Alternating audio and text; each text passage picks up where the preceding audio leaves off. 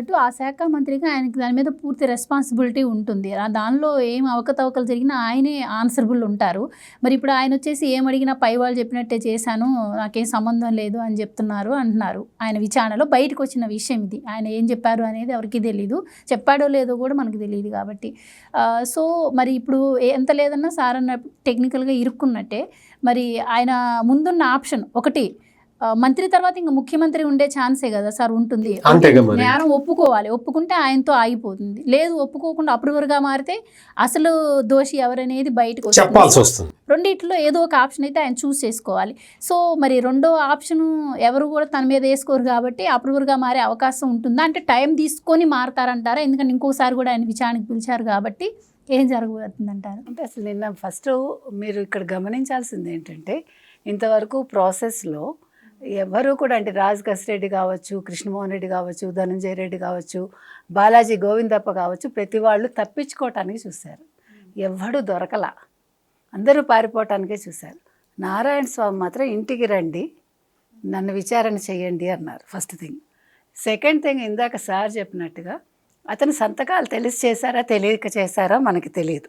ఎందుకంటే జగన్మోహన్ రెడ్డి హయాంలో ఏ మంత్రికి కూడా సొంత ఆలోచన లేదండి. ఆ విషయానికి వస్తే విద్యుత్ కొనుగోళ్ల అంశంలో బాలినేని శ్రీనివాసరెడ్డి గారు ఒక మాట అన్నారు. అదే ఆ రోజు కూడా అంతే, నా దగ్గరికి ఎగ్జాక్ట్లీ బాలినేని గారు కూడా పెట్టలేదు, కానీ ఆయన అడిగి చేయలేదు. అది ఆయన రెస్పాన్సిబిలిటీ కాబట్టి ఆయన తప్పు చేయలేదు కాబట్టి బయటకు వచ్చి చెప్పగలిగారు. అంటే మరి అదే చెప్తున్నా, మీరు అన్నది కరెక్ట్. బాలినేని గారు ఆయనకు తెలియకుండానే కదా సంతకం పెట్టమన్నారు, కానీ తెలివైన వాడు కాబట్టి చదువుకునే పెట్టనన్నాడు. ఇక్కడ వీరి విషయంలో అసలు వీరికి తెలుసో, ఇప్పుడు 3 మీటింగ్స్ జరిగాయండి విజయసాయిరెడ్డి గారి ఇంట్లో. అప్పుడు ఈయన వెళ్ళాడా లేదా మనకి ఇంతవరకు ఇన్ఫర్మేషన్ లేదు. నెంబర్ 1 ఆయన వెళ్ళలేదని ఆయన చెప్తున్నారు. ఇంకొకటి, ఇక్కడ మీరు ఫస్ట్ నారాయణ స్వామి గారి గురించి ఆయన చెప్పడం కాదు, గూగుల్ టేక్అవుట్ కూడా వచ్చి ఖచ్చితంగా. ఇక్కడ ఇంకొక ముఖ్యమైన విషయం ఏంటంటే, ఫస్ట్ నుంచి కూడా నారాయణ స్వామి గారు ఒకటే చెప్తున్నారు, నేను చాలా మంచి పేరుంది, నాకు 50 ఏళ్ళుగా నాకు మచ్చలేదు, నేను చంద్రబాబు నాయుడు గారు ఒకేసారి వచ్చాము, నేను చంద్రబాబు నాయుడు గారు లాంటి వాడిని అన్నట్టుగానే మనం చెప్పుకున్నాడు ఆయన.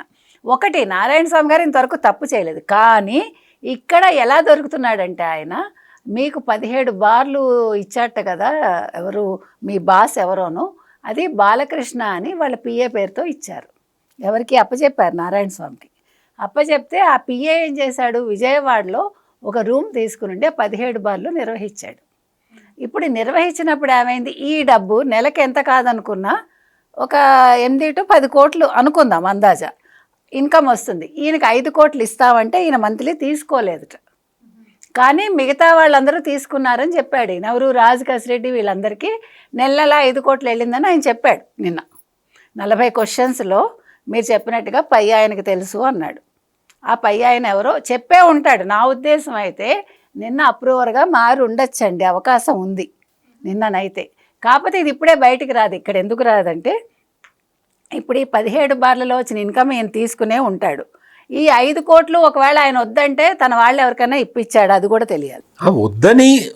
వద్దన్నట్టు చెప్తున్నాడు, తీసుకున్నాడేమో తెలియదు.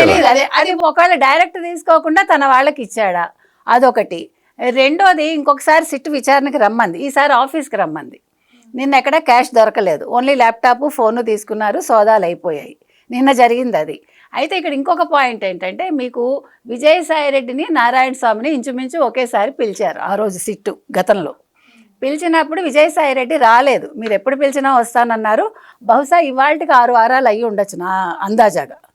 సో ఇప్పుడు నారాయణ స్వామిది అయ్యింది కాబట్టి నెక్స్ట్ విచారణ విజయసాయిరెడ్డిది ఉండొచ్చు. సో విజయసాయిరెడ్డిని నారాయణ స్వామిని కలిపి విచారిస్తారా, లేదు విజయసాయిరెడ్డిని విచారించాక నారాయణ స్వామిని విచారిస్తారా? ఈసారి విజయసాయిరెడ్డి మొత్తం ఎవరు అనేది తేటతెల్లం చేసేస్తే, ఇందాక సార్ చెప్పినట్టుగా ఇప్పుడు ఫైనల్కి వచ్చేసింది మొత్తం కేసు. అయితే ఇక్కడ ఇంకొక పాయింట్, నిన్న యాక్చువల్గా రాజమండ్రి ప్రోగ్రాం ఉంది, పోస్ట్పోన్ చేసుకున్నాడు జగన్. ఎందుకు చేసుకున్నాడు? నిన్న నారాయణ స్వామిని కలిశారు కాబట్టి. ఒకటి అంటే మనం అనుకోవటానికి. 2 మళ్ళీ 25 అన్నట్టు, 25 లేదు, వినాయక చవితి తర్వాత అన్నారు. సో ఈలోగా విజయసాయిరెడ్డిది కూడా అయిపోతే మిథున్ రెడ్డితో ములాఖాత్ అవుతాడా అవ్వడా, అంత ధైర్యం ఇంకా లేదు, అంటే అవసరం లేదనుకుంటాడా. ఒకటి. 2, 9వ తారీఖు ఉపరాష్ట్రపతి ఇది ఉంది. సో అది అయ్యాక జగన్మోహన్ రెడ్డి అరెస్ట్ ఉంటుందా అంటే ఒక నెలలోపు ఖచ్చితంగా జగన్మోహన్ రెడ్డి అరెస్ట్ ఉంటుందా? ఇప్పుడు నారాయణ స్వామి ఖచ్చితంగా నా దృష్టిలో అయితే ఆయన నిజాలు ఒప్పుకునే ఉంటారు. ఎందుకంటే నాకు తెలియదు, గుర్తులేదు, మర్చిపోయాను ముందు చెప్పినా, ఈ లాస్ట్కి వచ్చేసరికి వాళ్ళు అన్ని ఎవిడెన్స్లు ఇస్తున్నారు కదా, ఇచ్చాక హీ కాంట్ సేవ్. నీకు 17 బార్లు అప్పచెప్పారు అన్నప్పుడే ఆయన కుదేలైపోతాడు. ఇంకేముంది అక్కడ? సో ఇప్పుడు మొత్తం విషయం తేటతెల్లం అయింది కాబట్టి ఖచ్చితంగా ఆయన ఇప్పుడు తప్పించుకోవడానికి చూసుకుంటారు, అప్రూవర్గా మారుంటారు, జగన్మోహన్ రెడ్డి పేరు చెప్పుంటారు. పై వాళ్ళు ఎవరు అంటే అదే కదా, అది నిన్న జరిగిపోయి ఉండొచ్చు. కాకపోతే ఏంటంటే మళ్ళా సిట్టుకి వెళ్ళే వరకు ఇప్పుడు నారాయణ స్వామి మీద ఒక కన్ను వేసి ఉంచాలి సిట్టు వాళ్ళు. ఎందుకంటే ఆయనకి థ్రెట్ ఉండొచ్చు, ఆయన బెదిరించవచ్చు, లేకపోతే మరొకటి చేయొచ్చు, మనకి తెలియదు. ఆ శ్రీలంక పంపించకుండా చూడాల్సిన బాధ్యత కూడా సిట్టు మీద ఉంటుంది. Please subscribe to Leo news for more videos.